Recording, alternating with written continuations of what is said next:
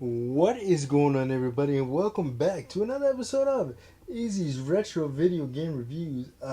And on this episode, I'm going to be talking all about Mortal Kombat versus DC Universe, man. So that game came out in 2009 for the PS3, Xbox 360, and I believe it was on the PC. Yeah, man. This game answered the question: what would happen if the characters from the DC universe and the characters from Mortal Kombat collided, man? The answer: you get one hell of a fun game, man. This was the precursor to Injustice, and I remember it because one of the most unique things about the game was it was instead of it being rated M, it was rated T for teen, and that being part to the fact that although this was a game developed by Midway, later rebranded as NetherRealm Studios. The folks at DC did not want fatalities in the game, so you couldn't rip Superman's head off, you couldn't dismember the Flash, you couldn't do any of that. So instead of having fatalities, you had what's called heroic finishes, and they would still have a fatality element to them in the extent that they would finish a match, but they would be a little less brutal. And so and like I said, that's in part to DC not wanting their superheroes dismembered by the members of the Mortal Kombat universe. Also, that game was also uh, I believe the first in of that type of crossover game to feature destructible environments.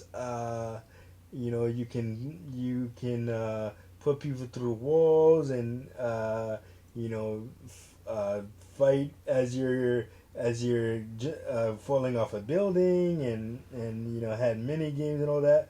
And the story mode was pretty cool. So the story mode basically had the dark side controlling the dark side uh, controlling the DC universe, and opening up a portal which the combatants of Mortal Kombat landed in, and that's how the crossover started. And they would, instead of fighting each other, which they started out doing, they would team up to take down Darkseid, and and that's pretty cool. So that's how that storyline went. Story mode went, I should say. And I remember, man, when it first came out, I was very, very excited to play it because I was very excited about having Batman versus Scorpion, or the Flash versus Sub Zero, Wonder Woman versus Liu Kang, all of that, man. And the game did not disappoint. The game is a very, very fun game to play. Uh, I believe I still have my copy for Xbox 360 somewhere in my games crate. And I wonder, see, now that I'm talking about this game, it also begs the question, is it backwards compatible? Because if it is, and I find it, maybe I can boot up, my Xbox One, and I can relive some of those glory days of playing Mortal Kombat versus DC Universe, man.